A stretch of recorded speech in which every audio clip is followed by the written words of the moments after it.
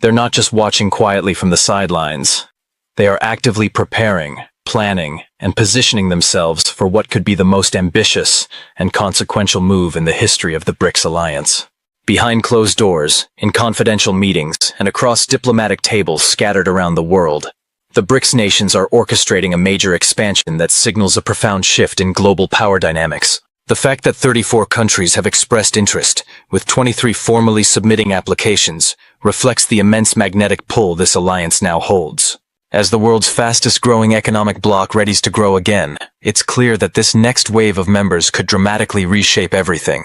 From the flow of oil and gas that fuels the global economy, to the international banking systems that underpin trade and finance, to political alignments that stretch across continents and oceans. The future of BRICS is no longer a distant possibility. It is rapidly unfolding before our eyes. Let's take a step back and understand where this all began. BRICS started modestly in 2009 as a forum of 5 emerging economies: Brazil, Russia, India, China, and South Africa, coming together with a shared ambition to counterbalance the dominance of the Western-led G7. What was originally perceived by many as a symbolic gathering of emerging markets, a loose coalition of economies striving to find a stronger voice on the global stage, has since blossomed into a formidable geopolitical and financial force.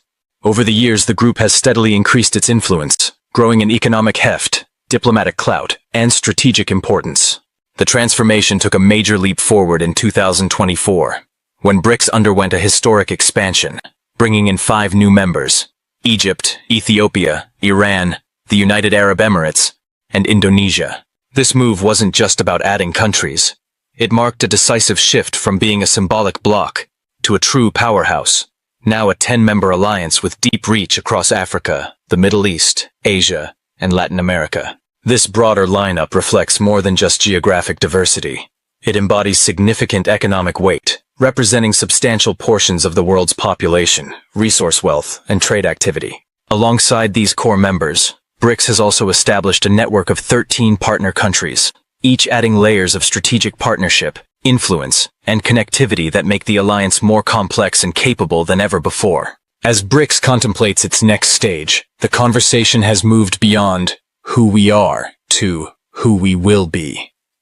This year, the surge of formal applications, 23 nations eager to join, and another 11 expressing informal interest, shows a growing appetite for change, for alternatives to the traditional Western-centric financial and political order. From the jungles of Latin America to the bustling cities of Southeast Asia and the oil-rich kingdoms of the Middle East, countries see BRICS not just as an economic bloc but as a gateway to genuine independence.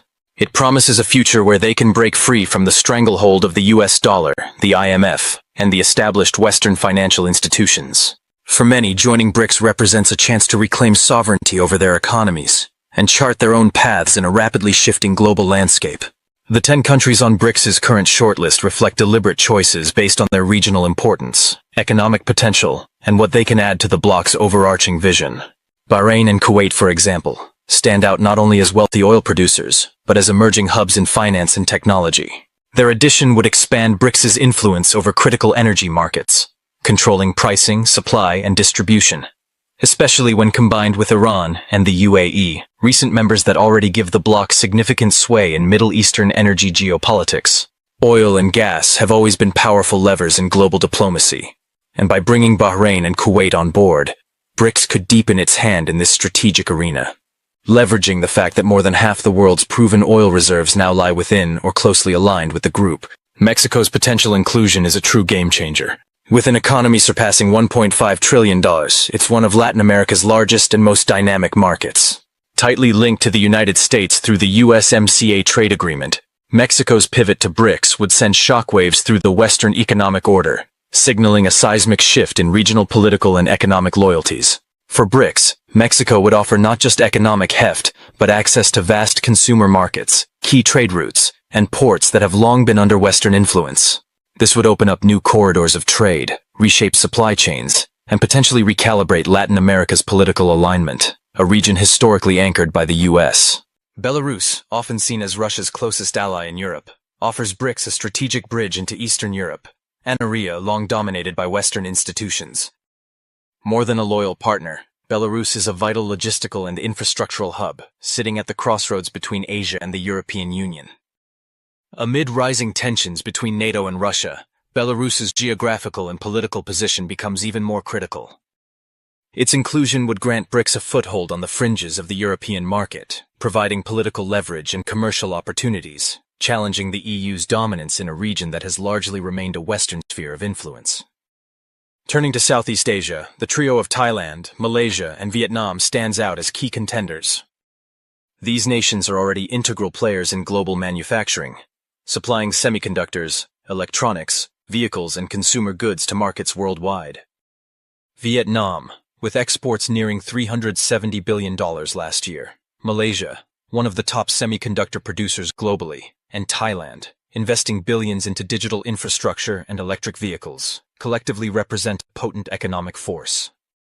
Their inclusion would not only bring massive economic scale, but also provide BRICS with strategic geography, critical for supply chains, trade routes, and emerging technological sectors in a region increasingly eager to reduce dependence on Western-dominated systems. Uzbekistan is another pivotal candidate, a Central Asian nation endowed with vast mineral reserves and a rapidly growing economy. Positioned as a crucial land bridge between China, Russia, and South Asia, Uzbekistan fits neatly into BRICS's vision of an interconnected Eurasian trade corridor. This corridor aims to facilitate smoother trade flows and economic integration across vast distances, bypassing traditional Western-controlled hubs and fostering new regional partnerships. Sri Lanka's critical location adds yet another layer of strategic importance. Despite recent economic challenges that have captured headlines worldwide, its geographic position remains a prized asset. Nestled along one of the busiest maritime shipping lanes in the Indian Ocean, Sri Lanka acts as a vital gateway for international trade. Both China and India have invested heavily here, recognizing its significance in controlling sea routes essential for global commerce. For BRICS, Sri Lanka represents a maritime key to influence the flow of goods and power in the Indian Ocean region. Taken together, this expanding BRICS bloc represents more than 40% of the global population and roughly a quarter of the world's economy. As more nations clamor to join, BRICS is redefining the international order that has long been shaped by the United States and its Western allies. The alliance is challenging entrenched systems and offering an alternative, one that seeks to decentralize power, diversify currency use, and reshape financial and political partnerships on a more multipolar basis. The acronym BRICS itself was coined by a Goldman Sachs economist in 2001, spotlighting the growth potential of Brazil, Russia, India, and China. It was formally established in 2009 as an informal group with a mission to create a new financial and geopolitical ecosystem that could serve as a counterbalance to Western dominance. But what began as a symbolic alliance has become a strategic powerhouse with serious ambitions. BRICS is pushing to diversify the global financial system, to reduce dependence on Western institutions and currency, and to build new mechanisms that better serve the interests of its members. The path forward isn't without challenges.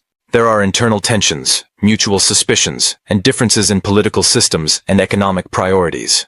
Lack of cohesion and unity remains an obstacle, but the shared desire for a multipolar world and more equitable global governance keeps the alliance moving forward. As BRICS prepares for its next summit, these undercurrents of change grow stronger. Since the start of Russia's invasion of Ukraine, the bloc has gained renewed momentum, becoming a platform for nations seeking to rethink their place in the world. Calls for expansion aren't just about adding members. They're about building a new world order where power is more distributed, where alliances are more strategic, and where the voices of emerging economies are no longer sidelined but central. BRICS is no longer just a group of countries. It's a movement reshaping the international system, signaling the dawn of a new era in global politics and economics. The coming years will reveal just how far this transformation will go. But one thing is clear: the world is watching, and BRICS is preparing to take center stage. The surge of countries eager to join BRICS speaks volumes about the bloc's growing relevance on the global stage. This is no longer just a loose coalition of emerging economies, but a serious contender reshaping international economic dynamics. For a country like Sri Lanka, this inclusion isn't just a membership. It's a potential turning point. Once seen as a fragile crisis case grappling with debt and economic instability, Sri Lanka could soon transform into a strategic asset for the new development bank, NDB, which plays a central role in BRICS' financial ecosystem. This transformation is about more than loans. It's about rewriting the rules of engagement for developing countries desperate for infrastructure funding and looking beyond the traditional Western lenders, whose financing often comes tangled with political strings and austerity demands.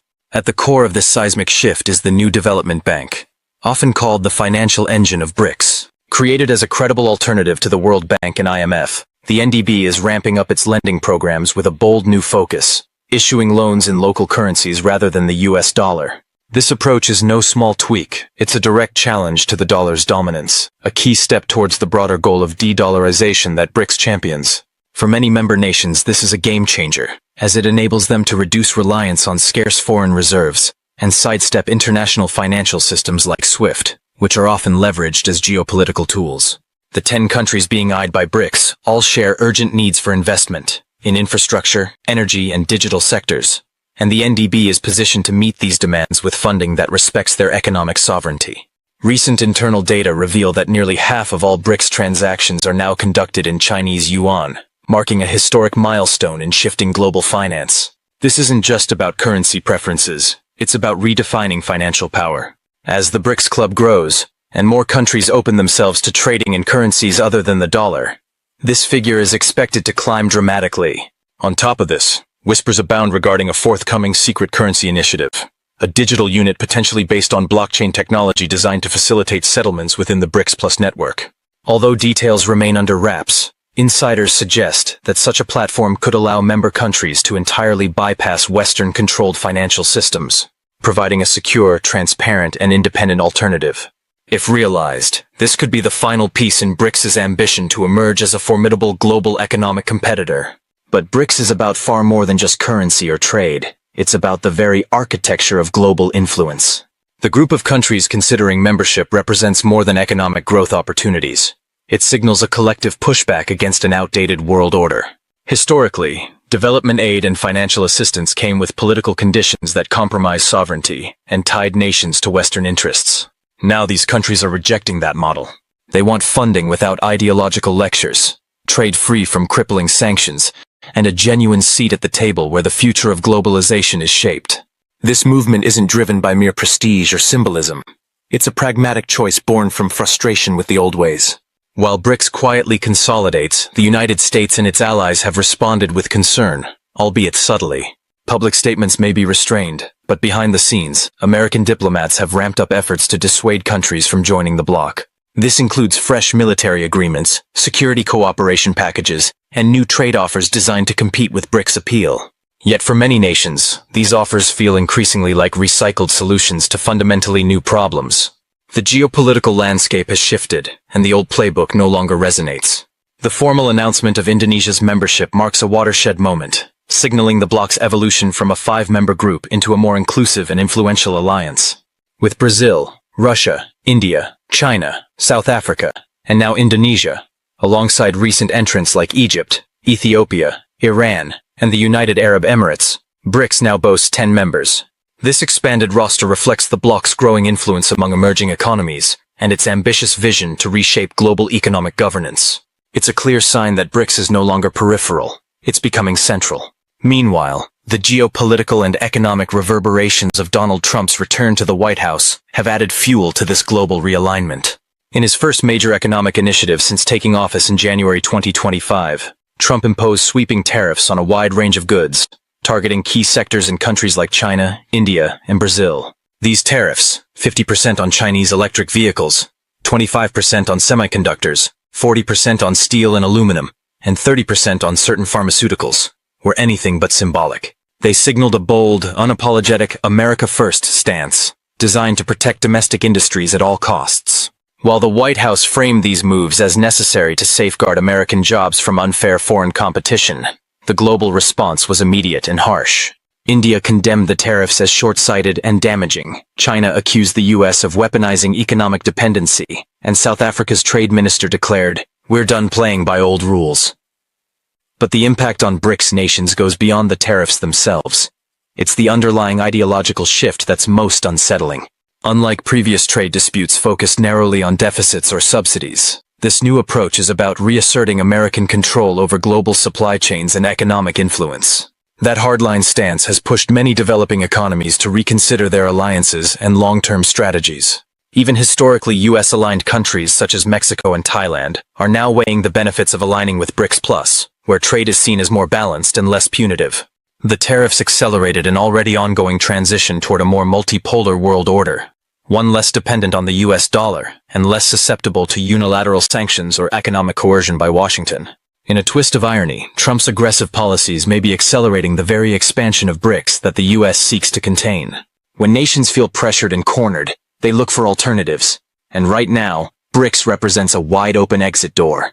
Trump himself, while touting new trade deals with the European Union and Japan, acknowledged Indonesia's accession to BRICS as a major milestone, an important deal bringing significant economic value. However, the administration's broader approach of sending tariff bills and letters demanding payment is increasingly met with resistance and skepticism globally. Looking forward, if BRICS approves the induction of Bahrain, Malaysia, Turkey, Vietnam, Belarus, Sri Lanka, Mexico, Kuwait, Thailand, and Uzbekistan, the alliance will become one of the most geographically and economically comprehensive international coalitions in history. It would span Asia, Europe, Latin America, Africa, and the Middle East, creating a combined economic output that could eclipse the G7 in purchasing power parity. This new bloc sends a powerful message to the world. Countries no longer have to choose between submission to Western-led institutions and complete isolation. Instead, a new table is being constructed, one led by BRICS, that offers an alternative path for economic development and geopolitical influence. The big question remains, should countries like